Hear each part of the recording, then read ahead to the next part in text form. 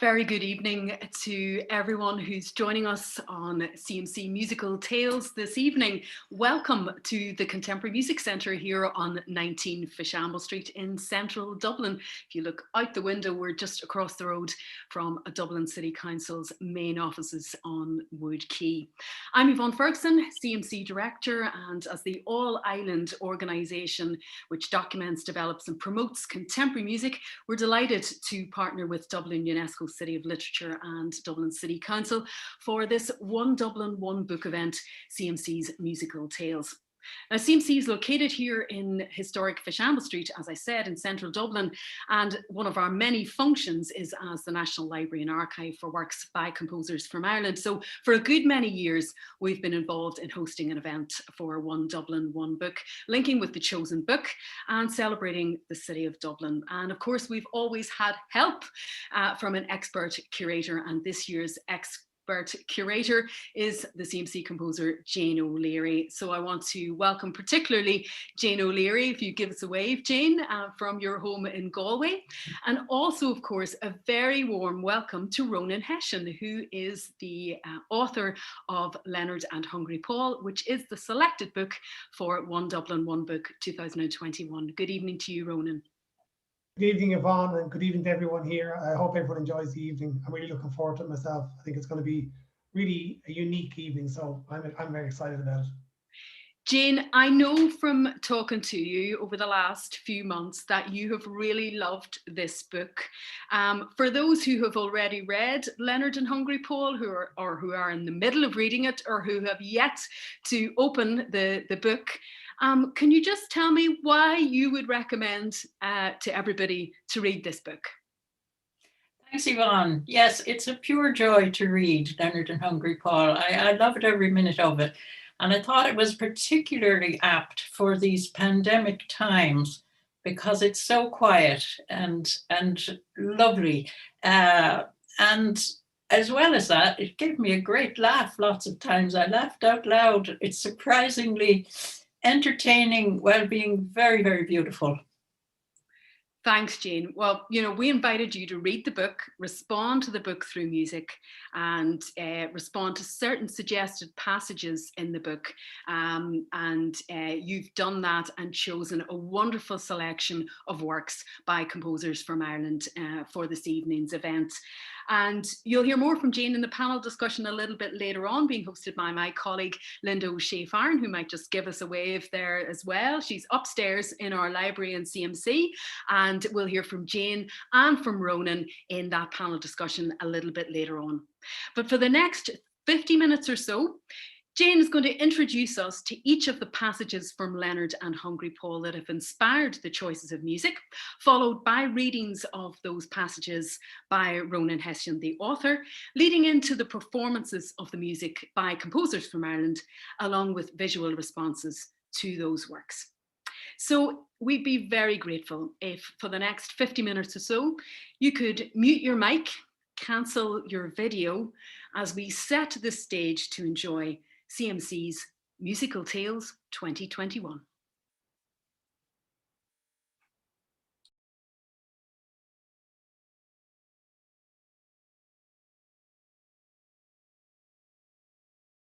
Leonard and Hungry Paul are two young men leading quiet lives, enjoying each other's company and happiest when just sitting at home, reading and enjoying silence.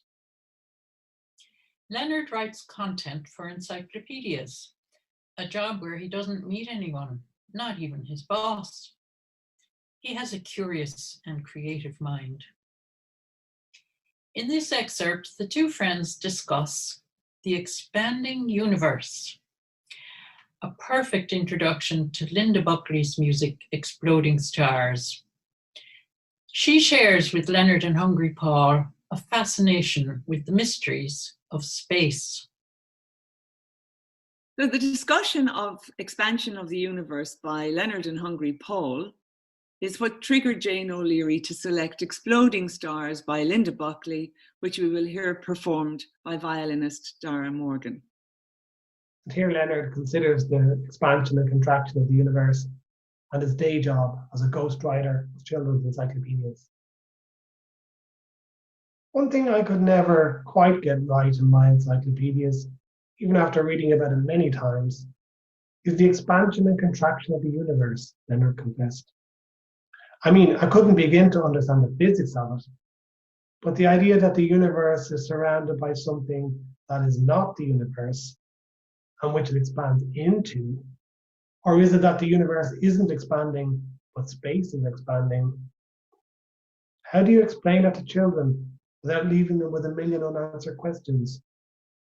Never mind the idea that it will snap back like an elastic into a small little pinhead again, which would terrify any sensible child. How can we just walk around leading normal lives when we know that that sort of thing is going on above our heads? We'd all be a little less precious about our lot if we truly appreciated that the whole thing was going to end up as some sort of tiny full stop eventually.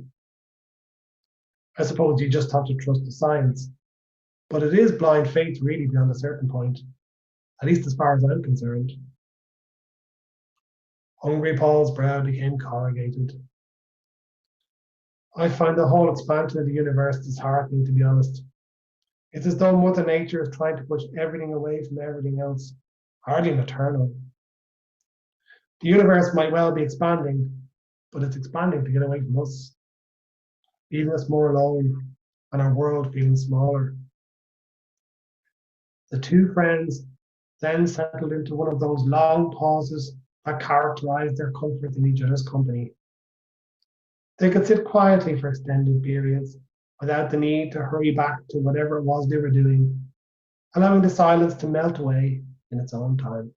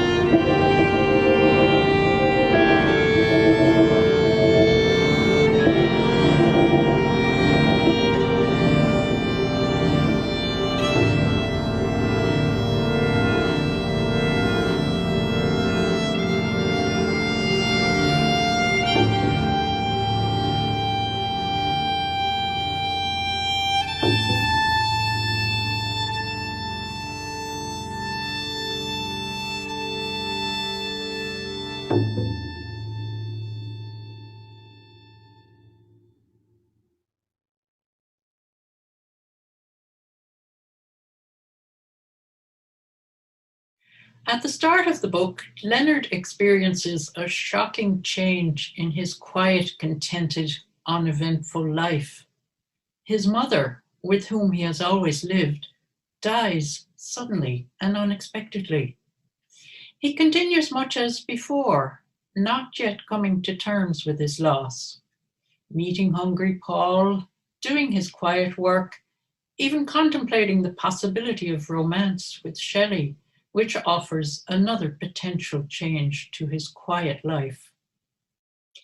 Towards the end of the book, Leonard finally accepts that his mother is gone and comes to terms with his sad inner harmony.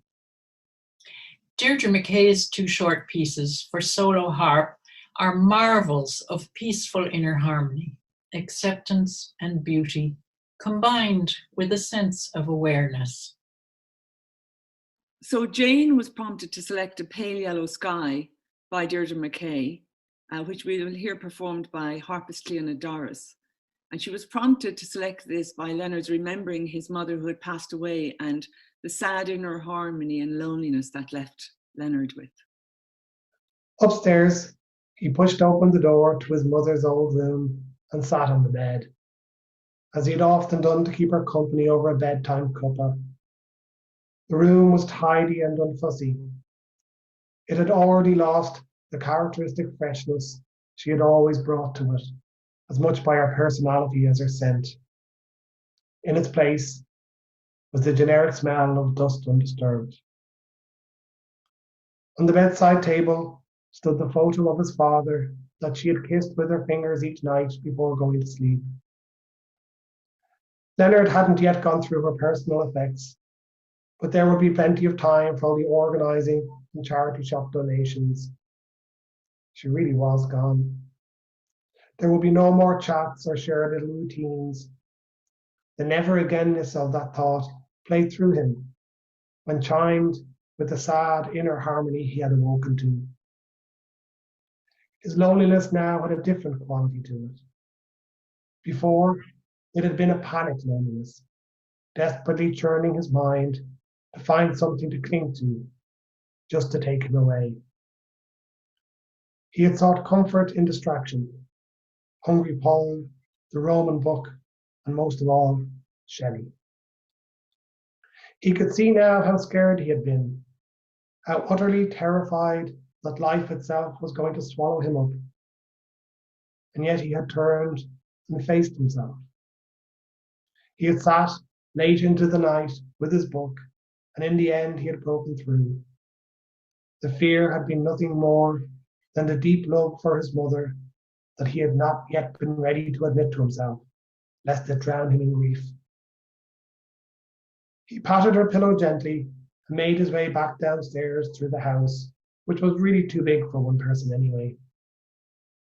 Over the next few months, he would have some choices to make, but there was no rush.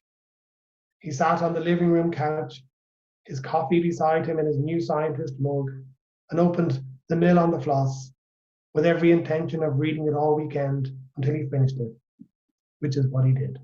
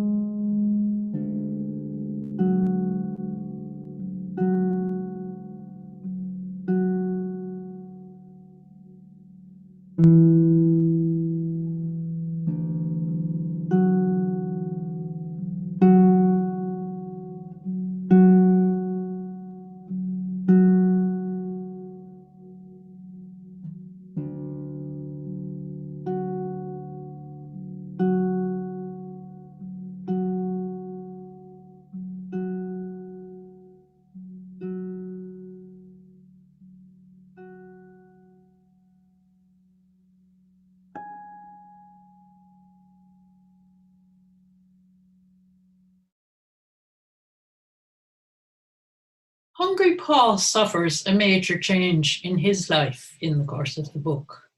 His sister gets married. He begins to realize that his parents might like to enjoy some freedom and travel on their own. He's never had a job. By chance, he's invited to interview for a position as spokesperson for the National Mime Association. Hungry Paul explains to Leonard how he might represent these silent artists. Dave Fennessy's music for violin and cello, Changeless and The Changed, moves quietly, like a mime artist, seemingly never changing, but gently and subtly shifting imperceptibly. So, as Jane says, change in Hungry Paul's life with the marriage of his sister and his interviewing himself for a job for the first time is what triggered Changeless and The Changed by David Fennessy, which we will hear violinist Alice Rickards and cellist Sonia Cromarty play shortly. So here we have Hungry Paul telling Leonard about his interview as spokesperson for the National Mime Association. Sorry, I never told you. Yes, I have an interview. I was talking to that mime artist at the prize giving. He's Dutch. His name is Arno. And he's involved with the National Mime Association. He mentioned that they are looking for a spokesman, and I thought I might be suitable. So he asked if I would like to do an interview. He's moving back to the Netherlands, and they need someone to fill the job quickly before he goes. He thought I might bring a bit of profile to the post because of the competition, and that I might get along with the mime community. Well, if it's silence thereafter, their talent scouts will be commended for finding their man. How does the National Mime Association have a spokesperson? I thought they didn't speak. Well, that's just the thing. They feel that mime is going out of fashion, and that all anyone remembers is Marcel Marceau and his Walking in the Wind. Good though it is. These days, the guys who just stand as still as statues in the main street are much more popular. Is that not mime? Asked Leonard innocently. Good God, no, answered Hungry Paul, laughing. The statue people are pretty much at war with the mime artists. There have been a few incidents, and the whole thing could blow up any day. The problem for the mime artist is that life is so noisy now. They're being left behind. We live in an age of cacophony. Everyone talking and thinking out loud, with no space or oxygen left for quiet statements and silence. In a way, it's not just about being spokesman for the National Mime Association, but a spokesman for silence itself. What are you going to say at the interview? I was thinking of asking them if I could still have Mondays off, so that I can keep my promises at the post office. Will that be enough to secure the position? Possibly not. What kind of things do they usually ask? I've never had an interview before. I got the post office job through Dad. Well, in general, they usually like to know if you're a born leader, a visionary, and a can-do sort of person. Suppose there are probably lots of things I could do if I were to try them, but generally I don't try them. So maybe I'm more of a could-don't person? I guess it's a start. Don't overthink it. These mime artists probably prefer someone a bit, quiet. Indeed, pondered Hungry Paul. Indeed.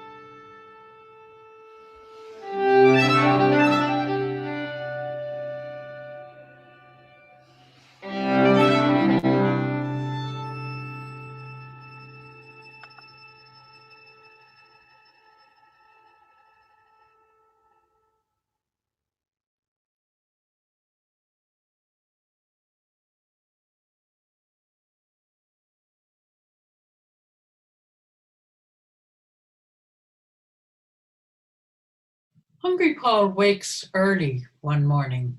He sits quietly by himself, trying to wake up, listening to the sounds within his head, the sound of nothing happening. Composers find their music in silence. It emerges from nothingness. Ben Dwyer's music for solo guitar explores that silence, creating a sound world remarkably like the one in Hungry Paul's head. Disjecta 3 from 5 Disjectas after Beckett, which was not only composed by Benjamin Dwyer, but which he performs himself.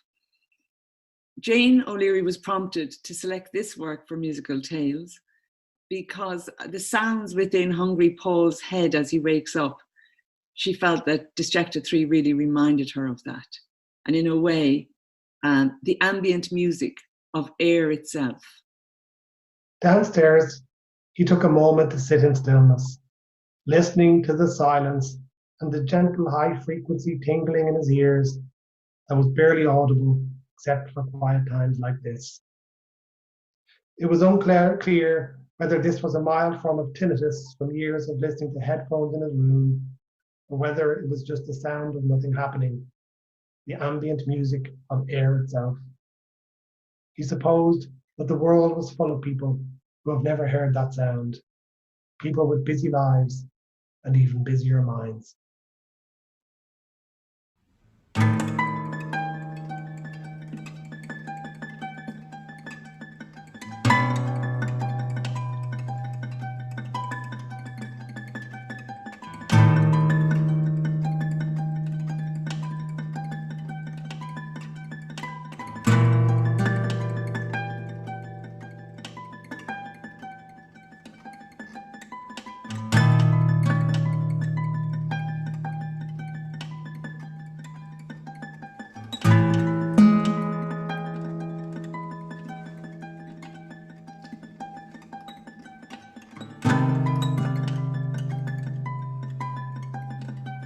What's on stage is all that really matters.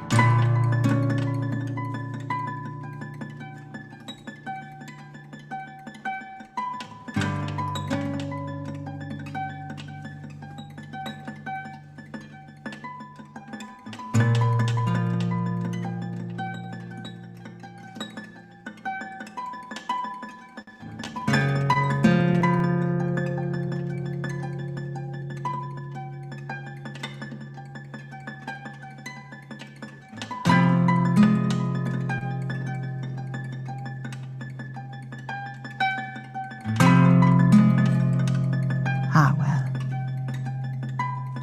It won't be very long now.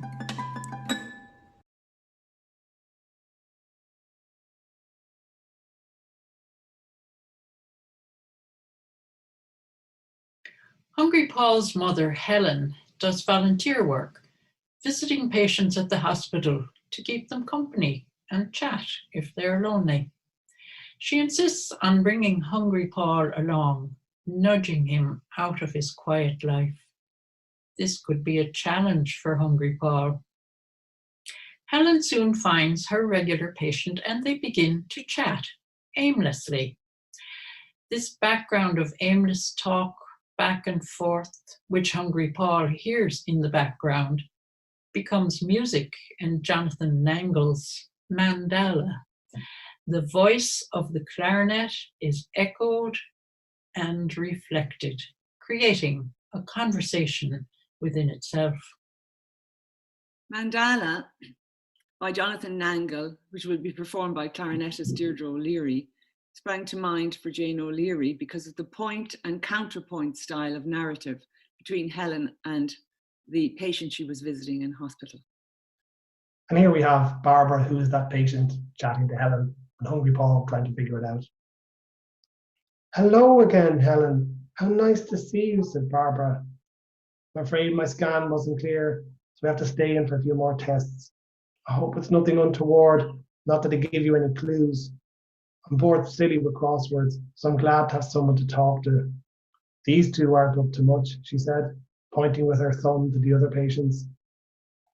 And with that, Helen and Barbara entered into what Peter called nattering, a seamless narrative of personal stories, asides, and value judgments, delivered in a counterpoint style, with each woman taking her turn on the mic with a seamlessness known only to middle-aged women and gangster rappers. Hungry Paul was left standing at the first bed with his coat on and his options limited. He tried to gain eye contact with the swearing woman in the first bed, but she just stared straight ahead. Do you mind if I take a seat, love? He asked, instantly regretting the love bit as a misjudged imitation of his mother that sounded weird coming from a man. He got no answer. He pulled the chair aside and sat down, feeling rusty and sore. It was nice to be still and quiet. His mother and Barbara provided a pattering background noise that was easy to zone out from, but otherwise the wards were quiet. No nurses dashing around, no TVs blaring, and no patients swearing or crying or asking confused questions. He sat there calmly, simply sharing the moment with the woman. Her chart showed that her name was Mrs. Hawthorne, Mrs. Olivia Hawthorne. Hungry Paul was good at this, just sitting, not fidgeting, not thinking particularly, and simply listening to the room. He never minded time. It neither dragged nor slipped away from him. He always felt in time, just here, just being around. There was a gentle breeze blowing through the room and a faint smell of today's dinner, which was gravy-like and indeterminate. He just sat there without small talk or prompts, nothing to get the relationship going, but no bum notes either.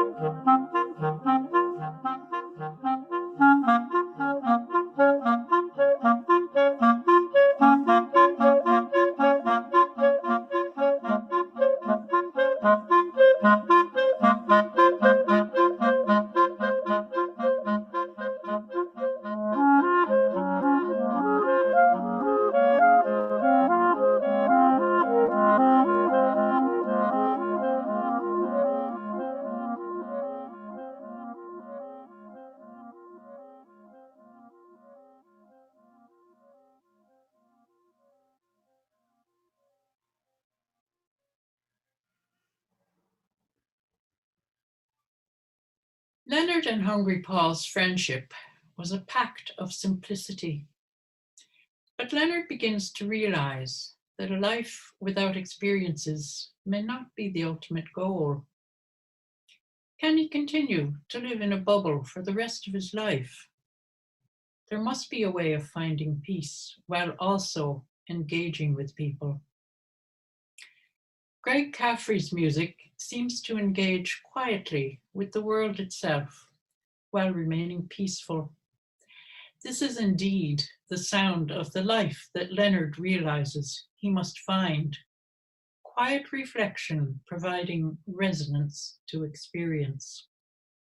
As curator Jane O'Leary says, Hungry Paul and Leonard's friendship was a pact of simplicity. And it's how this quietness works against the busyness of life is what prompted her to select Greg Caffrey's Bagatelle No. 2, performed by guitarist Matthew McAllister. Here we have Leonard considering the limits of the quiet life and how it might affect his friendship with Hungry Paul. The only problem was that Leonard had discovered a flaw in their way of life. It was fine so long as everything else stayed the same. With a stable home and work life, a life of depth and meaning, it was certainly possible to preserve a sanctuary of gentleness through their special friendship. But once life had changed, once the people in your life started slipping away from you, as inevitably happens, the north, south, east, and west all moved from their fixed points on the compass. You were left bereft, with a choice of whether to enter the world with all the risks that entails, or retreating from it. Leonard's natural instinct was to retreat and to create a safe bubble, but the bubble feeds on itself. Solitude and peace lose their specialness when they no longer stand in contrast to anything. In a busy, or at least busier life, quiet reflection provides resonance to experience. But to deprive life of experiences deliberately and to hide from its realities was not special. It was just another form of fear that led to a life-limiting loneliness that accumulated and accumulated till it becomes so big that it blocked up the front door, drowned out conversations, and put other people behind soundproof glass. And anyway, Leonard was discovering that distancing himself from people didn't even bring peace. The more he separated himself from others, the more they became unfathomable and perplexing. The distance just made him lose perspective. If he wasn't careful, he could turn vinegary and judgmental, like that man he used to see in the supermarket, muttering to himself with egg down the front of his jumper. In fact, he had discovered that he was less critical of people when he allowed them in.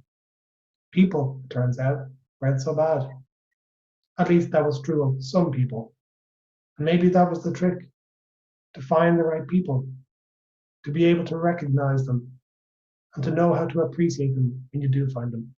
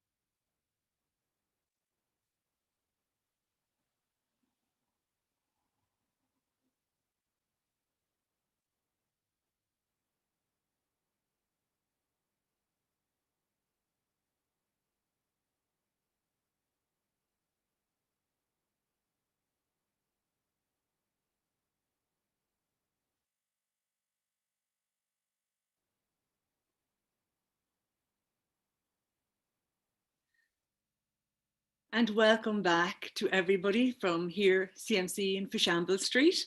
I would like to welcome you all. My name is Linda O'Shea Farron, and I'm welcoming you to a live panel discussion following what I think everybody will agree was an absolutely wonderful concert, unique in its own way. And I would like to thank our colleagues, Jonathan Grimes and Keith Fennell, who enabled us to bring this live to you from start to finish, including now.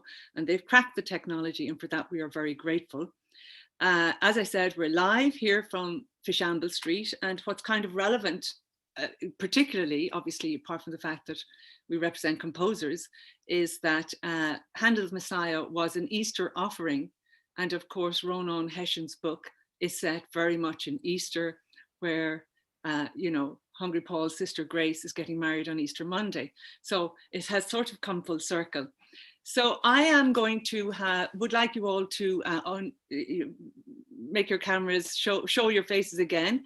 If you could stay muted for a while, that would be great, because I'm going to do a little round of questions with the curator Jane O'Leary and the author Ronan Hession, plus the featured composers and performers that you've just seen performed. So I'll start with the curator, Jane, because Jane, as curator, and of course you're one of our own composers as well, you are really the cardinal hinge around which this whole project revolves, because Ronan wrote his book and all of our composers composed their works and were performed magnificently. But curation, it sort of involves finding a needle in a haystack, or many needles in many haystacks. And I've just wondered if you give us a sense, Jane, of how you connected the passages in Ronan's book with the works that you selected to be performed tonight. Yeah, okay, well, it was an interesting project. And obviously I started by reading the book, which, as I said, I thoroughly enjoyed. And there were, as I was reading it, I took notes, and I made notes of pages where I felt there was a passage that suggested music or suggested something could go with it. You know, there was a rhythm or atmosphere. Almost all of the passages had very quiet atmosphere, and the book itself is about quiet people, introspective people with marvelous observations. But so first of all, I had a number of selections, and then in my mind, I knew a lot of composers' works, or, you know, I knew the composers, or I knew certain works. So I made a list of possible things that I knew. And then I started exploring further and delving into the CMC archives. And I had quite a list, and I tried to mix instruments. And I was really looking for solo pieces, because I think at that stage, we weren't sure if we would have to record the pieces with the performers, and we were worried about pandemic issues and so forth. So it was small, quiet pieces. And as I started shuffling things around more and more, the pieces began to fit perfectly to the passages. And I mean, just for example, like the hospital conversation, I immediately thought of Deirdre's playing of Jonathan's piece, because I had seen that on Music Network. And, you know, I went back and went through composers' repertoire and so forth. But it ended up to be actually quite easy to fit with the works, with the words. I think you're being your usual modest self, Jane.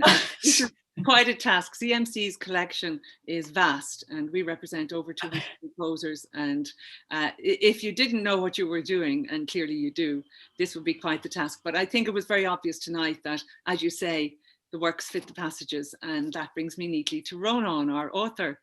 And Ronan, we're very privileged to have you here tonight, and thrilled. I think it's very clear from the book, and Jane said this as well, that you know, it's quite clear you're a music buff at a minimum, but of course we know that you're a musician yourself, and musician turned writer, and that's not even your day job. So you're some character. And one of the themes running through the book, as Jane pointed out, is silence and the ambient music of air. I'm just wondering whether you can give us sort of your response to the works that Jane selected, which you were many of which you were hearing for the first time tonight, and just wondering if you could just give an idea of how you felt they resonated with your book. Well, first of all, I really enjoyed it. They were wonderful pieces and beautifully performed. So thank you, Jane. And I definitely think you're underplaying your role. It's a bit like saying, well, I just assembled the book from a dictionary because all the words were there anyway. I just put them in the right order. So you're underselling your skill as a curator. The pieces were fantastic. You know, as I say, I'm a musical background, and while I've used many of the same notes that were used this evening, I haven't used them with the same sort of proficiency or creativity, I don't think. And I think they were beautifully chosen. I sat here with my wife. It's the first of these events we've been able to watch together. And it was really interesting for me, having been talking about this book for 2 years and a lot lately, to see it in such a different way, a whole new texture to it. It just occurred to me, you know, books are they are kind of noisy, because when you're reading them, your mind is speaking, you know. So I don't tend to, so even when I listen to music when I'm reading or writing, I don't think I've experienced that combination in the same way that I experienced it this evening. And I thought they were wonderfully chosen. The performances were fantastic. There was such great touch and subtlety in there, and it was such a great variety, you know. And it was a real honor for me as a writer to see that the book could be a starting point for such as a constellation of different sort of musical pieces. Oh, thank you very much, Ronan. And we're going to be talking to all of the featured composers and performers who are here tonight. And then after that, there's a chance for the audience to ask questions. And that's the whole point of being a live event, if you like. So please don't be shy. Some of my colleagues, I believe, are going to be harvesting the questions from the chat function. And after I've spoken briefly to everybody, please feel free to ask questions. But there is one major theme that I definitely want to bring forward now. And that is what we at CMC feel distinguishes this event effectively from other online events, apart from the technology we've been able to use tonight. And that is that this project, you know, had a huge archival and CMC collection aspect to it, which is very much our brief as a resource organization. And what we tried to do, and what Jane managed to allow us to do, was to draw from the collection and the archive. But then by commissioning 3 new films, we were also able to add back to our archive for future use. And this is, you know, a very rewarding sort of exercise for us, and we believe for the composers and the performers involved as well. So my colleagues Susan Brodigan and Keith Fennell managed the collection and the sound archive here in CMC on Fishamble Street. And Jane had a good run through all of that. And these films that we commissioned, we feel that they are, you know, apart from being new artworks in themselves, they enhance and amplify the compositions. They create new versions of these works, if you like, and they extend the works to new audiences. So I'm going to try to talk now to Ben Dwyer about his Disjecta, because Jane chose that, and we commissioned the film by Jonathan Creasy. And then also Deirdre McKay's A Pale Yellow Sky, which had already been recorded with Cleona Doris, whom we saw tonight, but that was in our archives. So Ben's new film, if you like, is an addition, and then Deirdre's was drawn from the archive. So Ben, maybe if you can come on the screen there and talk about, you know, what it means to you to have an art film created for your work. There's Ben. Yeah, can you hear me? Yes, we can, Ben, yeah. So your question was about having a film made for my work. Yes. Yeah. Where am I? Oh yeah. Okay. Well, I mean, actually, it's been something I've been very interested in for a while. I don't know. Before I started working with Jonathan Creasy, for whom I have a huge amount of admiration, I was already working in film. Some people may know that I released a CD, DVD 2 years ago on Farpoint Records of a project I did with a dancer, Helen Kindred, which was filmed live. I mean, the actual filming was an improvisation. And so I began to see the connections between the different disciplines, dance, art, performance, improvisation, music, film. But also, so that's one thing. But also in terms of promoting ourselves, which is which is something I've almost given up on a sense. But actually, we need to get out there. The visual is quite important. I've always connected with text and literature, and I'm delighted to have been connected with Ronan's piece. But text has always been very important for me. But in terms of when you see your music, I'm not talking about me being visualized in film, but when you hear your music in the context of film or in the context of literature, it provides a new space for that to be experienced. And so in terms of film, what Jonathan has done in this film is quite interesting. Now, I know that this is part of a broader project, but I think it's interesting. I was watching some of the earlier snapshots of pieces music by composers whose music I know, but in the context of the visuals they were set in, and it makes you think about them slightly differently. I am a big fan of interdisciplinary arts, and this is where we now reside in this post-modern world. Not so post, we're here live. So yes, Ben, that's exactly the point, I suppose, that it can present the same work in a totally new light. Yeah. And I know that Deirdre McKay is on, I can see her, but I know Cliona. Yeah, Cliona is here as well. So A Pale Yellow Sky was a collaboration with Jean Duncan, the visual artist who has since passed away. But her family, I believe her son Alistair and daughter Ellen are on the call, and we thank them for allowing us to use this wonderful video. And no doubt Cliona and Deirdre, and we'll go to Deirdre first maybe, will have something to say about the other side of the coin, whereby something that was in an archive has now been taken out several years later. Deirdre, could you give us your thoughts? Yeah, I'm thinking it's sort of the reason that this was created in the first place was because Jean had loads of drive, and Jean kind of drove the whole project, and she became really close friend. It's actually really lovely. It's really, really lovely to have the work kind of, it feels like nothing has changed in a way, that it's still there, that everything's still very much alive in the work. It feels very recent, even though it's not so recent since we created the work, but the energy that in creating something with other people, with Cliona and Jean, and I think because Jean had such incredibly gorgeous, vivacious energy as well. I absolutely love Jean's visual artwork, but we became very close as well. So that was just a beautiful way to make work with somebody who you're really enjoying their company and you love their work.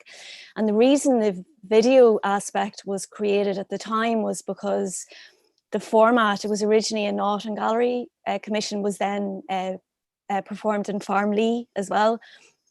And Cliona played at the launch of both, but so that once Cliona had played at the launch, when people would come to the gallery and experience the artwork, it gave them the opportunity to hear Cliona, by having the DVD there, that it would play and then have gaps and play again.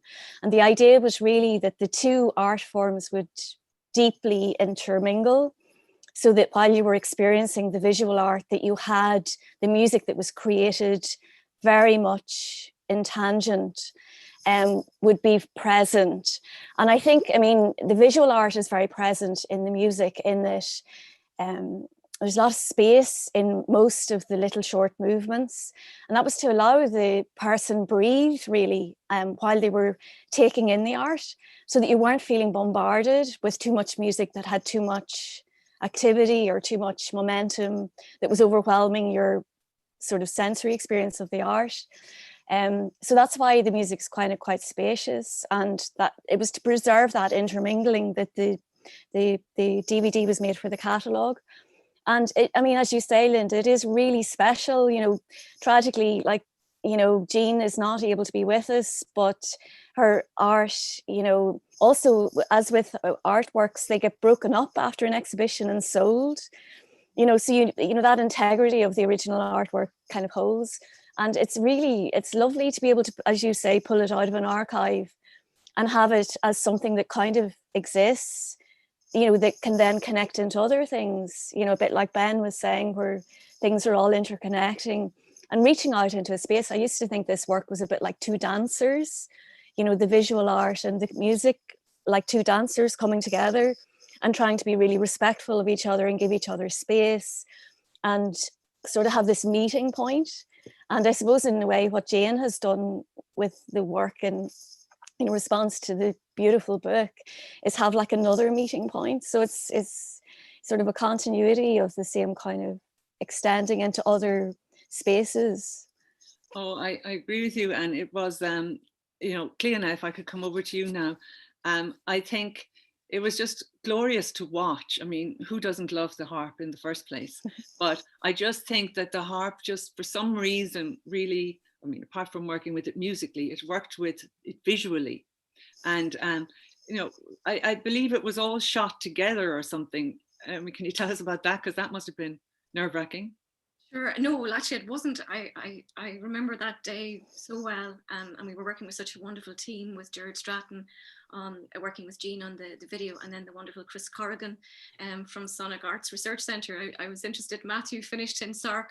That was also recorded in Sark, and I don't remember. I just remember being very calm and working with wonderful people and collaborating. And there's a real resonance. I mean, having read it back, having read Ronan's book, there's an energy or a silence and sensitivity and goodness and kindness that I have to say was that day. So it fits, you know, and as Deirdre say, it's another viewpoint. I'm also very aware that, you know, in CMC's archive, this work exists as a score, a beautiful score by Deirdre, which is also very visual and literary, because it's obviously inspired by 7 haiku as well. You heard 2 movements, so 2 haiku composition visually, but it also then is a recording, and which with RT Lyric FM, and actually it is the title track of that, and Jean's beautiful artwork title is the you know the cover for that. And then I'm so delighted because it's a 2005 project, and it's just wonderful that, you know, there aren't many of, I'd say, the catalogues in existence, and to have those all together in the archive, which means that a performer may be coming, because I'm always in annoying Susan and looking for new, just it's a lovely place to be and listen, and just you're in a gorgeous part of Dublin and just feel but I know you're there at the moment, but it's just wonderful that somebody who wants to engage with this work has all of those aspects captured in the archive, and as you say, a living archive. So a living archive, yeah. And repositioning and reimagining, and I say it's just wonderful to see it. And Jean was such a special person, and it was just very moving actually to see it in connection with the book. Well, I mean, that's an important thing, because for CMC again, you know, subsequent performances are very, very important, and nobody would know that better than Jane O'Leary. And, you know, taking something from 2005 and presenting it again. And Ronan, first of all, I do want to say that the 2 filmmakers, Tygo O'Sullivan and Jonathan Creasy, are also on the call, so they might be hearing from other composers. Ronan, you know, back to you with books, you know, they are so different because they exist physically. They can be performed by simply reading them yourself. You don't need to hire, you know, a cellist and a room and a sound artist and everything. And there's such a connection from the composer's perspective with literature. And I'm just wondering if you can talk a little bit like about, do you think there's much of a connection? You're obviously a musician, but for lots of writers, you know, I think there's great room for more collaborations like this. But do you think that that's something that is is plumbed well enough? Or I think it's a really interesting idea. Certainly, I've from a musical background. I'm always interested in collaboration. You know, I'm really, I see the different, you know, whether it's music, whether it's writing, whether it's sense of humor, they're all sort of beaches into the same lake. That's the way I view them. And certainly moving from music to prose didn't feel like I was in a different place, different form, but not a different place in terms of the imagination and creativity. So I think there's so much that different type of collaborations can draw out of each other. You know, certainly a lot of writers listen to music when they write. I know when I'm writing characters, I'll have certain pieces of music that I'll associate with them, and I will listen to those to get me into their sort of frequency range.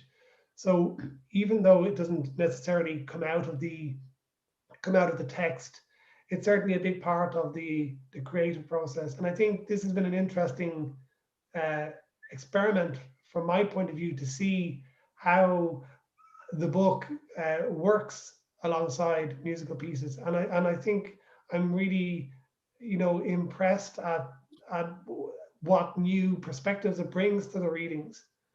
Because as I say, I've read this book hundreds of times. I feel I know it intimately, and I sort of felt I was experiencing it in a new way this evening, and that really opens an exciting door for me.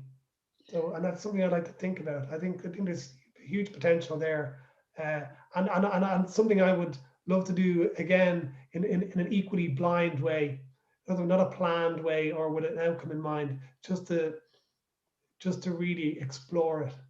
well, we're certainly interested in CMC, and I think sometimes people talk about seeing things with new eyes, but they don't often talk about hearing things with new ears.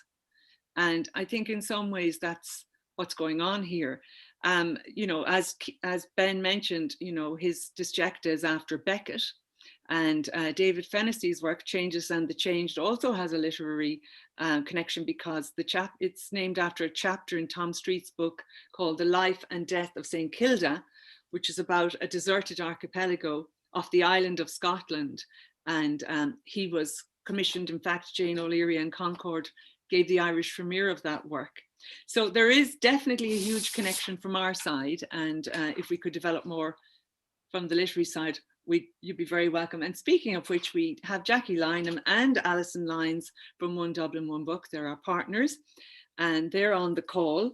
So if Jackie would like to just come in for a few words, because as our director, Yvonne Ferguson, said in her introduction, we're thrilled to be partnering with One Dublin, One Book for this wonderful festival. And in addition to the collaboration between music and literature in the cross art form way that, let's say, Deirdre McKay's work was between visual art and music, we're very interested. So Jackie, if you're there and you want to say hi, we'd love to. Hi.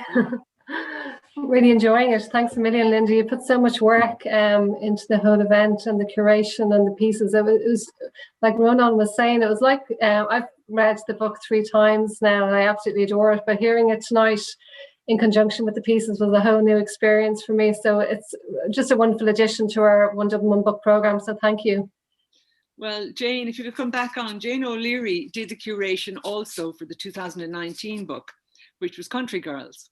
And I was just thinking to myself, you know, Ronan's book is all about men and Country Girls was all about women. So Jane, you've done the whole lot. And, you know, I think you're just interested in this curation job and available, basically, if anybody wants to do more of this kind of work. I hope I'm right. No comment. No, actually, I love it. And I love putting art forms together. That's really a passion of mine. And I think, just as you've all said, we hear the music very differently when we have a visual component. And I imagine we read the book very differently when we have a musical resonance added into it as well. So all of these things help the art to survive and grow. Every new innovation of it is a growth of the artwork.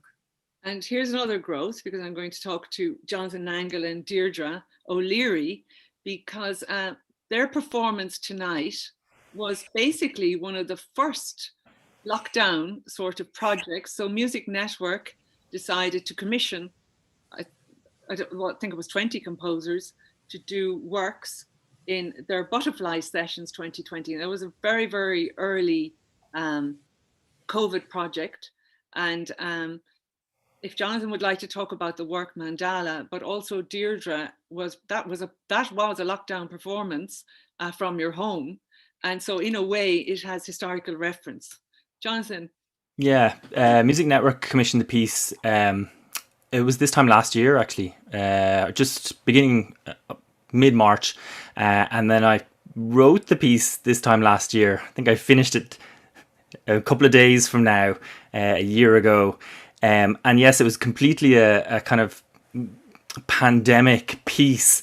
I'm based in Dublin and Deirdre's down in Cloughjordan. So we had to communicate via telephone, and Zoom is the new medium as well that we were all getting to grips with at the time. So I also put the added pressure on top of Deirdre of incorporating lots of electronics into the piece. So it's for clarinet and multiple delays. So there's lots of feedback there. And then we had to figure out how we were going to record the piece, and the piece had to be filmed. And so it was lots of back and forth Zoom calls and technical sessions and figuring out how we would do it. Lots of goodwill from people. Deirdre got a lend of portable recorders and such, and then putting it all together. And it was amazing to see that in this kind of period of lockdown, and at that point, you know, nobody was leaving their home.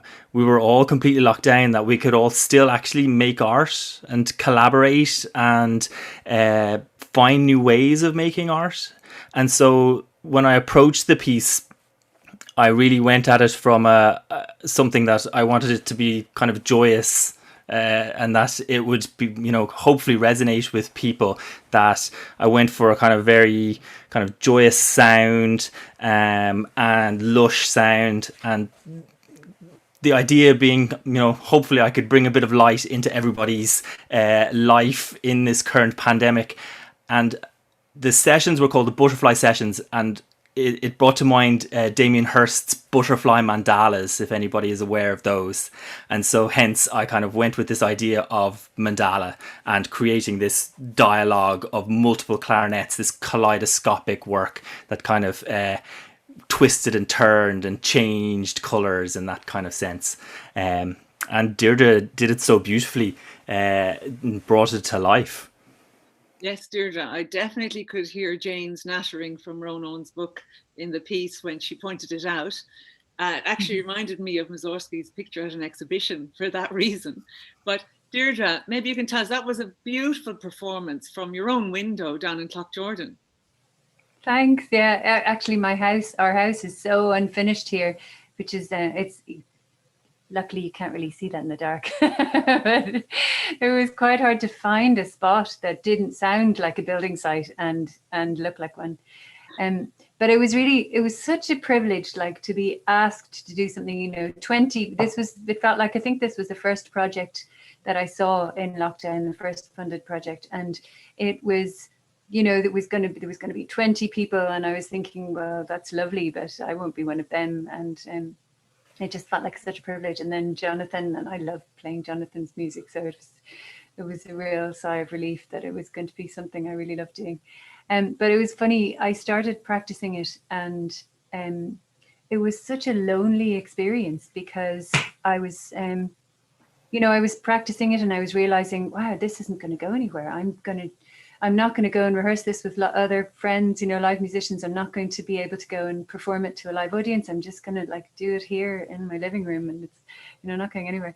And then luckily I turned on, once I got a little bit of speed up, I turned on Jonathan's patch on my, to play along with. And suddenly I was, you know, I was surrounded by, it brought me to tears actually, because I was surrounded by all these other clarinet players who were, responding in real time to what I was doing. Every time I made a mistake, it was repeated several times. And it was just, it was a really beautiful experience. Yeah. Yes, it was amazing to think that it's getting performed again in this major One Dublin One Book Festival, which is a fantastic annual festival on its first anniversary, really, Jonathan, from what you're saying. Yeah. And then we also have Greg Caffrey and the performer of his work, Bagatelle Number 2, Matthew McAllister, both with us.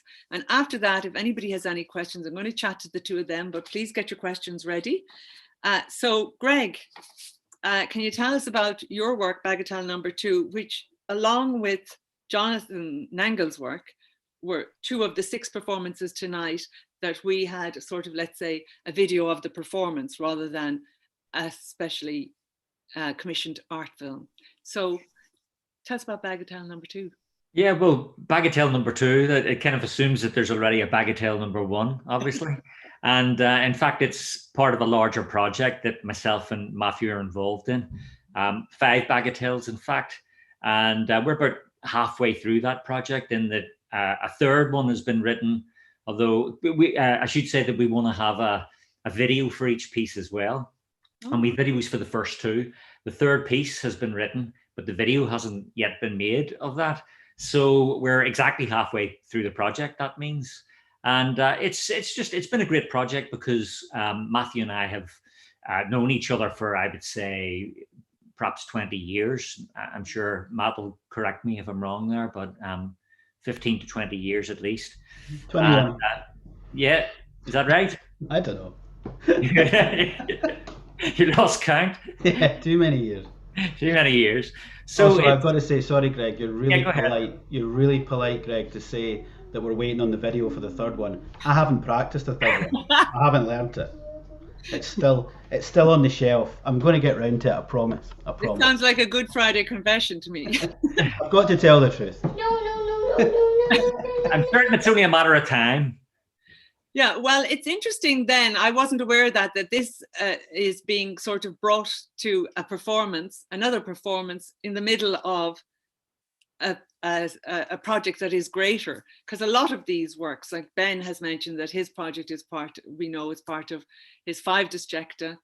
And it's lovely really when a work is picked out and highlighted halfway through, because it gives great energy and new, if you like, platform to the work. So Jane, could I bring you, Matthew, could you talk about the performance first? Because it was stunningly beautiful. It really showed off Sark. Sark is in Queen's University, Belfast. Yeah, it's a nice venue. I think Cleona was saying that she's worked there before. I'm sure lots of musicians that are on this have worked there up in Belfast. It's a great space. And essentially I'm just slap bang in the middle of it, and there are people climbing up, you know, the side of the walls and moving around and filming it from all sorts of angles, which gives it this sense of scale, and it gives it movement as well. And Greg's piece is sort of juxtaposing space and movement and energy, and you know, there's constantly sort of shifting time signatures, and all of that comes through in the video. So the people that actually make the video are 2 musicians who also do that, and they're sort of very Berlin, very cool, hip guys that turned up, lost all their equipment on the plane, and then phoned around Belfast, and all these people turned up and gave them cameras and stuff to do it with. They're like the A-team, you know, like a German A-team. So it was like highly efficient with no sense of humour. So it was like really impressive. They lost all their gear, and then they still made that within, you know, like 6 hours or something, and then we all went for a few pints, which I needed at that point. I thought another world there, Matthew, going for a few pints, but anyway. Oh yeah, sorry. That's, I mean, I know people are talking about like art we're creating in a pandemic, but I just really desperately want a pint. This is really becoming an after party now, Matthew. Switching from the art world into the after party. So Jane, I want to give Ronan and you sort of one last word before. I don't know if my colleagues could tell me if there's any questions from the audience. Really, we welcome them. Anybody who needs to slip away quietly, because if it's getting too late for you, that's fine. But anybody who wants to ask questions, we're here to answer them. Jane, just to thank you. Yvonne will be doing all of that later. Linda, may I interject, if you don't mind? Of course. I just want to say, as the senior guitarist, I think I'm the senior guitarist here, I was so impressed by Matthew's playing and by Greg's piece, I have to say. Now I'm going to leave the filming aside and start, which I think is fantastic, and the filming from underneath. Matthew, I don't know how you played being viewed from that angle. Yeah, fair play to you. You kept going. But listen, the piece was fantastic. The playing was fantastic. And, you know, it's lovely to see this in the context of, and beautifully filmed as well. But actually, I forgot about the filming because the playing was so good and the piece was so good. But I can I take this opportunity to say that I may not have heard this piece, you know, or seen this piece.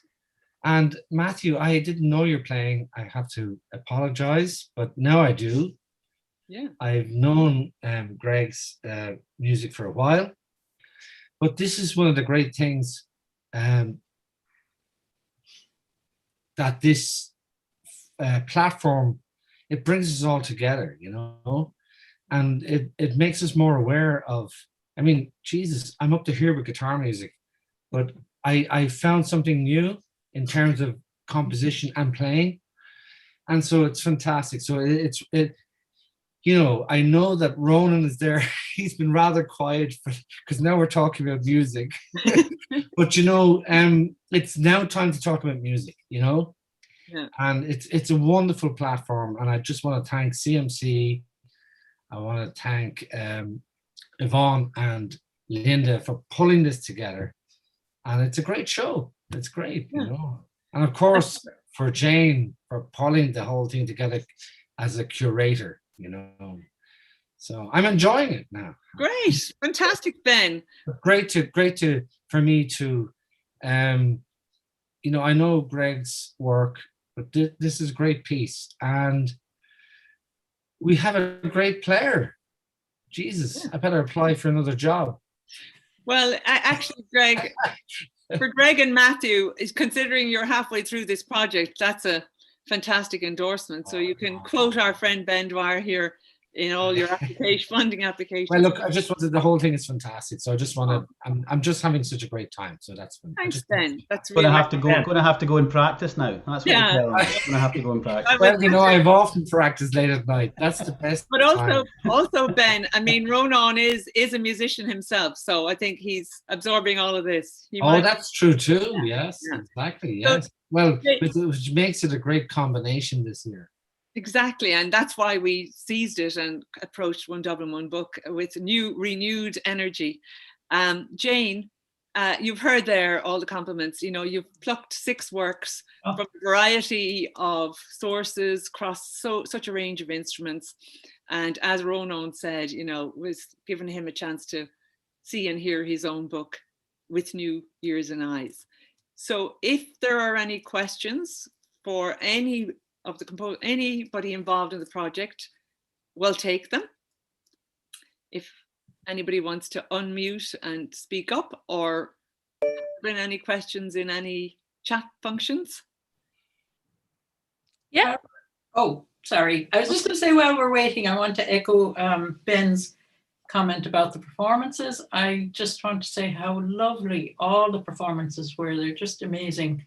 And finding the recordings and the videos and all that was a real joy to me as well. And some of the works, including that Greg's guitar bagatelle, although I knew his music in general, it was a great discovery to find that particular piece too. Great. I see Emma has a question. Emma Coulthard.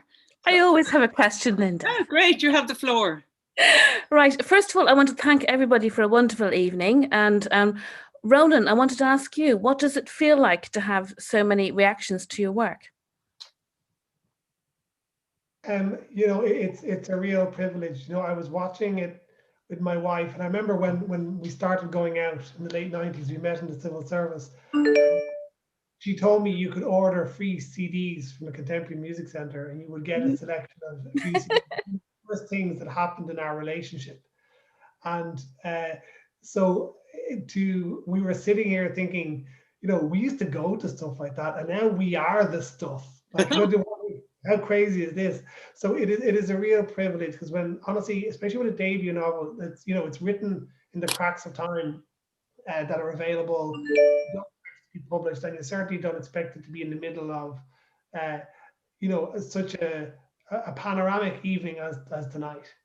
And it's so, when I was writing it, I was traveling back and forth to Brussels a lot. And I used to, after long, boring meetings in Brussels, I would go to Jazz Station, which is one of the jazz in the center of Brussels. And that would be, the best jazz musicians from around Europe would be playing for a tenor.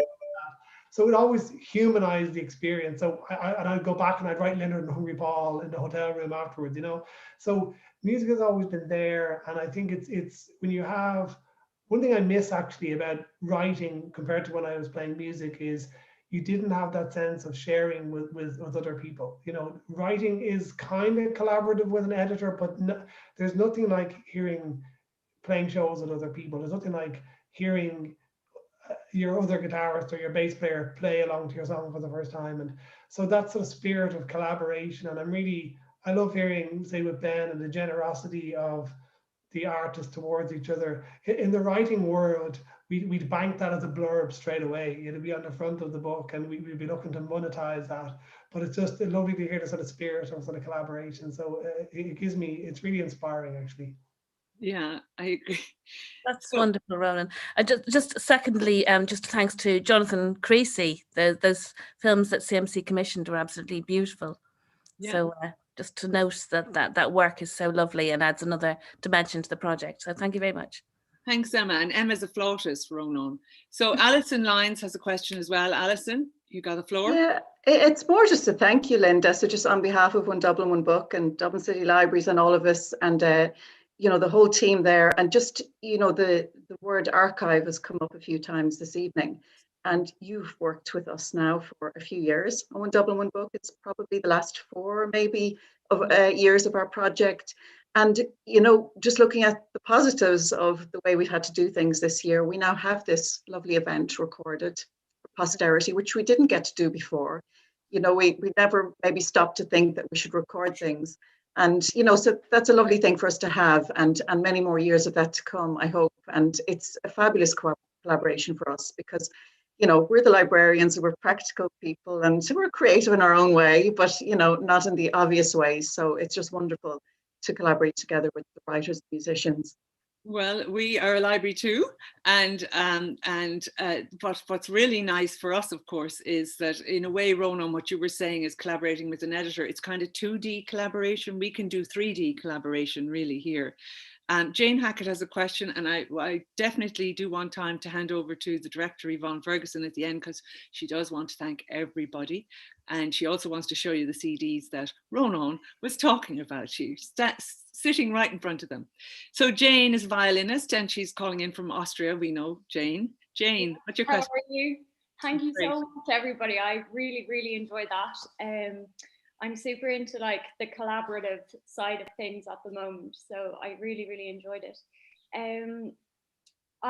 It got me thinking about how composers and writers, it's such a solitary kind of personal act of creation in a way that and through this past year we've been confronted so much with self-reflection and space and time and all these things that were presented tonight, and I just wonder how the composers and Ronan, you were saying, Ronan, about you love the collaborative side of things. I'd love to see more of this, with other collaborative aspects would be amazing. But how the composers found it through lockdown, and did the self-reflection and the time help their work, or did it actually hinder it? Was it a positive or was it a negative, or was it just, I don't know. So that's my question. So is it for Jane, maybe as a composer? Yeah, maybe Jane would be, as well. Yeah, if that's all right. Yeah. And just to say, in case Alison Lyons is still on the line, I mean, Ben Dwyer was the curator of Musical Tales for CMC before Jane and others. So this goes back quite a bit with us. Jane. Yeah, maybe some of the others will come in on this, but it's a bit of both. Like initially, I found it completely impossible to do any work for quite a long time. And then I just sort of made myself do it, and I could do a little bit every day. And I was very lucky in that I had a commission, which I got during the early stages of the pandemic.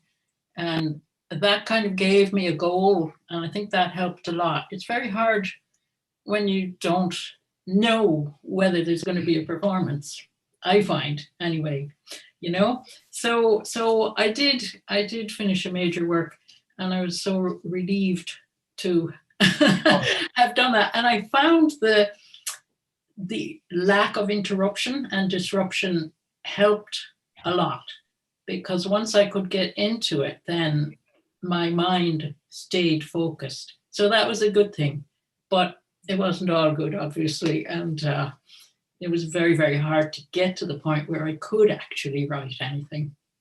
Yeah. So, Ronan, do you want to have another last word? I mean, just on that point or generally? Or... Anything. And then I do want to hand over to Yvonne at that point, unless there are other questions. Oh, I just really to say, to thank everyone for their participation. I think there are all sorts of ways in which I think we can think about how different forms can collaborate. To some extent, we're creating separately, and we sort of Frankenstein it together into a new thing. And I'm just interested in the sort of what are the potential for more spontaneous collaboration. So it's not just soundtracking, a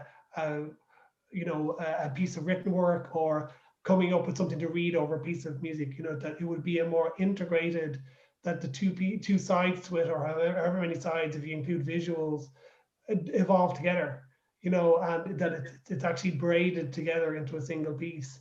I think that's an interesting thing. And when I go for my lockdown walk after this, that's probably what I'll take with me.